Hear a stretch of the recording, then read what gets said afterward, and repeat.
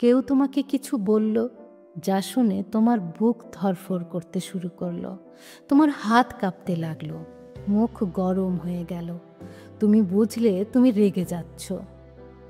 রাগ আসলে তোমার শত্রু নয়, এটা এক ধরনের অ্যালার্ম সিস্টেম, যা তোমাকে বিপদের সংকেত দেয়। যেমন কেউ অন্যায় করলে বা তোমার সীমানা ভাঙলে রাগের অ্যালার্ম বাজে। সমস্যা হচ্ছে, এই অ্যালার্ম মাঝে মাঝে এত জোরে বাজে যে তুমি কিছু না ভেবেচিন্তে কিছু বলে ফেলো, প্রতিক্রিয়া করে ফেলো। তারপর ভাবো, একটু শান্ত থাকতে পারলে হতো না? আজ এখানে আমি কিছু উপায় বলবো, খুব সহজ উপায়। তুমি হয়তো ভাববে, এত সহজ উপায় দিয়ে কি রাগ কমানো যায়?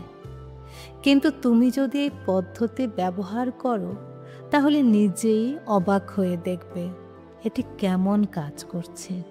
সাইকোলজি বলে, রাগের সময় আমাদের মস্তিষ্কের একটি বিশেষ অংশ, অ্যামিগডালা, প্রথমে সক্রিয় হয়। এটা হয়েছে ফাইট অথবা ফ্লাইটের বোতাম, মানে কোনো বিশেষ পরিস্থিতি যেখানে পড়লে হয় তুমি যুদ্ধ করবে, নয় তুমি পালিয়ে যাবে। এই অংশ যখন অতিরিক্ত সক্রিয় হয়, তখন আমাদের যুক্তি বুদ্ধির অংশ কিছুক্ষণের জন্য বন্ধ হয়ে যায়। কিন্তু যদি কিছু সেকেন্ডের জন্য এই অংশের কাজ থামাতে পারি, তাহলে রাগের প্রবাহ থেমে যায় আর আমাদের যুক্তিবুদ্ধি আবার চলে আসে। আমাদের রাগের সময়টুকু প্রথম 3 সেকেন্ড চূড়ান্ত হয়। যদি এই সময়টুকু চুপ করে থেকে যাওয়া যায়, তবে মস্তিষ্কের শান্ত অংশ আবার কাজ করতে শুরু করে। এতে তুমি যা বলবে বা যা করবে, তা হবে অনেক বেশি বুদ্ধিমানের কাজ। সেটা হয়ে যাবে তখন রেসপন্স, রিঅ্যাকশন নয়। রিঅ্যাকশন মানে হলো তাৎক্ষণিক একটা বিস্ফোরণ বা প্রতিক্রিয়া করে উত্তর দেওয়া, আর রেসপন্স হলো প্রতিক্রিয়া না করে বিবেচনা করে কথা বলা, মেপে কথা বলা, নিয়ন্ত্রিত সিদ্ধান্ত নেওয়া। যেমন ধরো, কেউ তোমার ভুল ধরিয়ে দিল, তখন রাগ না করে যদি তাকে জিজ্ঞেস করো, তুমি কিভাবে ভাবছো যে আমি এটা ভুল করেছি, সেটা আমাকে একটু বুঝিয়ে দাও তো। এতে পরিস্থিতি অনেক শান্ত থাকে আর তুমি কথোপকথনের নিয়ন্ত্রণ নিজের হাতে নিয়ে নিতে পারো। এ বিষয়ে একটা খুব সুন্দর গল্প আছে। এক বৃদ্ধ সাধু নদীর ধারে বসেছিলেন। একজন লোক এসে তাকে খুব গালাগাল দিল। সাধু শান্তভাবে শুনে শুধু হাসলেন। লোকটি অবাক হয়ে জিজ্ঞেস করলো, আমি এত কিছু বললাম, তুমি কিছু বললে না তো? তখন সাধু বলল, যদি কেউ তোমাকে উপহার দেয় আর তুমি তা না নাও, তাহলে সে উপহার কার কাছে থাকে? লোকটি বলল, আমার কাছে। সাধু মুচকি হেসে বলল, তাহলে তোমার রাগও তোমার কাছেই থাকুক।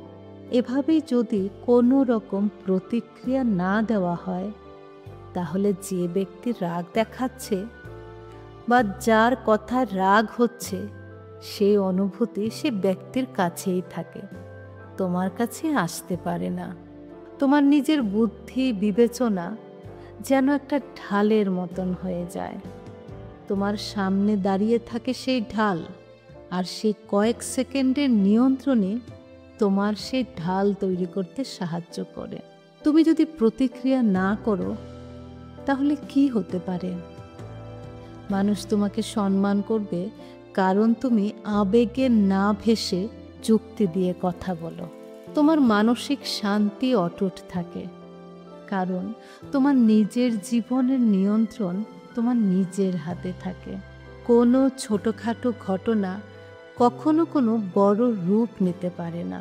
তাহলে ঢাল তৈরি করবে কিভাবে? যখনই কারোর সাথে কথা বলার সময় মনে হবে তোমার রাগ হচ্ছে, তখন 3 সেকেন্ড থামবে। এই 3 সেকেন্ড শুধু অপেক্ষা করবে আর নিজের মনে মনে গুনবে। 1,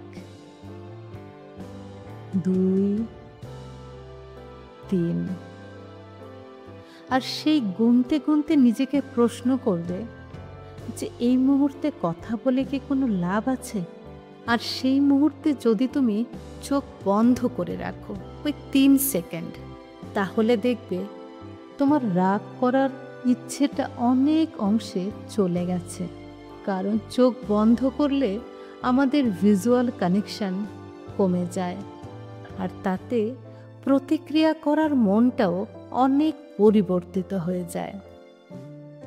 আর ওই 3 সেকেন্ডে গভীর শ্বাস নিলে মস্তিষ্কে যখন অনেক অক্সিজেন পৌঁছয়, তখন আমাদের সেটা সিদ্ধান্ত নেওয়ার ক্ষমতাকেও অনেক অংশে বাড়িয়ে দেয়। 3 বার ডিপ ব্রিথ করলে যে হরমোন আমাদের রাগ তৈরি করে সেটা শান্ত হয়ে যায়, আর তখন তুমি প্রতিক্রিয়ার বদলে শুধু রেসপন্স করো। তাই কখনো যদি নিজের মন কোনো কারণে অশান্ত হয়ে যায়, তাহলেও চোখ বন্ধ করে 3 বার গভীরভাবে শ্বাস নেবে। দেখবে মনটা যেন অনেক বেশি শান্ত হয়ে যাচ্ছে, যেন যুক্তি দিয়ে যে কোনো সিচুয়েশন তুমি বোঝার চেষ্টা করতে পারছো। তাই আজ থেকে এই 3 বার শ্বাসের জাদু ব্যবহার করতে শুরু করবে। আর মনে রেখো, রাগকে জয় করা মানে অন্যকে হারানো নয়, সম্পূর্ণ নিজের উপর নিয়ন্ত্রণ। যে মানুষ নিজের আবেগকে সামলাতে পারে সে জীবনের সত্যিকারের বিজয়ী। তাই আজ থেকে চেষ্টা করো রাগ উঠলে 3 বার শ্বাসের জাদু ব্যবহার করতে। রাগকে জেতা মানে ক্ষণিকের জয়, কিন্তু রাগকে সামলে রাখা মানে আজীবনের শান্তি। ভালো থেকো, সুস্থ থেকো, আর সাবস্ক্রাইব করে আমাদের সঙ্গে থেকো।